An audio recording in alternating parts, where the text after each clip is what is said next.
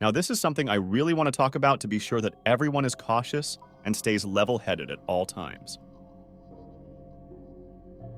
Now, for context, I lived in the middle of nowhere in Canada. It was an old town that had quite a few abandoned buildings due to absence of residents.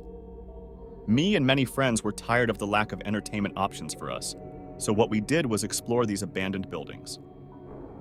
Prior to the experience I'm about to talk about, we never had anything too crazy happen to us. Occasionally, we'd see a small bit of blood-like liquid, and we did see a pentagram on the ground from someone who went to a house previously, but nothing too bad. Until the last time I had gone exploring abandoned buildings.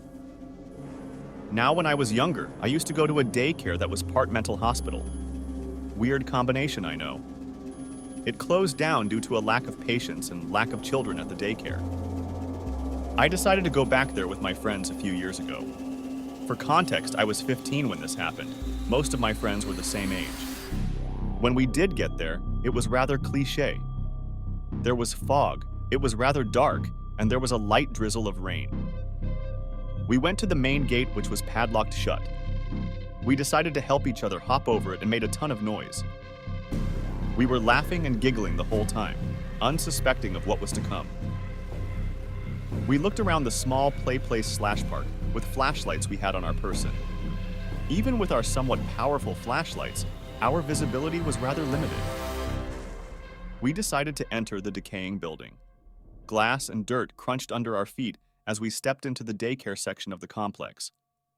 There were still old Legos, wood chips from previous furniture, old torn dolls and toys strewn about. The further we walked around the daycare section, we naturally became more and more silent, until all we could hear was the crunch of the dirt under our feet. I found some crayons in a plastic container in the corner of the room. I walked over to pick them up, when all of a sudden we heard a loud crash coming from behind a metal door leading to the psych ward part of the building. My friends and I all looked at each other.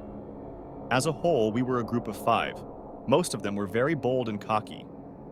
We all looked at each other when my friend Brian suggested we go and look to see where the sound came from.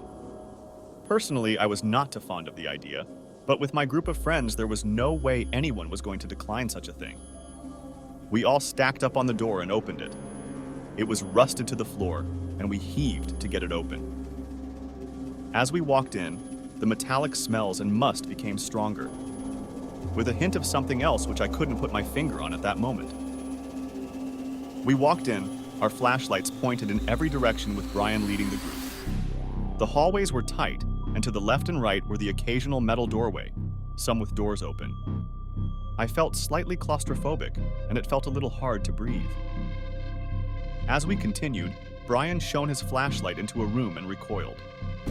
We all stopped walking as Brian slowly entered the room. "What is it?" I asked him. "I thought I saw someone here. It seems all fine now." To be honest, I thought he was just messing with us to increase our anxiety. But looking back, I think he was completely honest. He backed out of the room and we continued walking deeper into the psych ward, when another friend swiftly told us to stop. We came to a halt and all listened. In the distance ahead of us, we heard the subtle pitter-patter of footsteps echo through the hallway. We all looked at each other, fear in each of our eyes. Brian continued walking toward the sounds. We considered turning back for a second without Brian, wondering if some ghost or something was in the building. But we couldn't do that to him.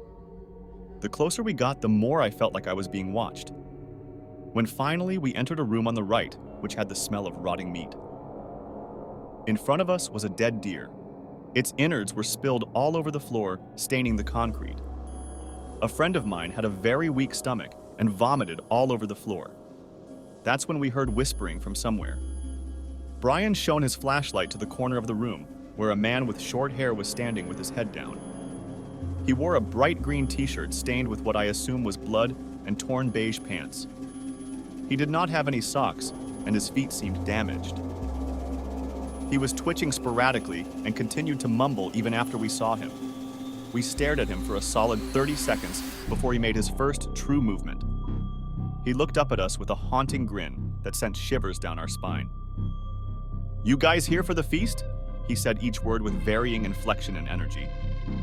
This kicked us over the edge, and we bolted out of that room all the way back to the daycare center. The door was still open, and we decided to try and slam it shut, but the rust and pure weight of the door almost kept it open. It took 3 of us pulling with all of our strength to close it.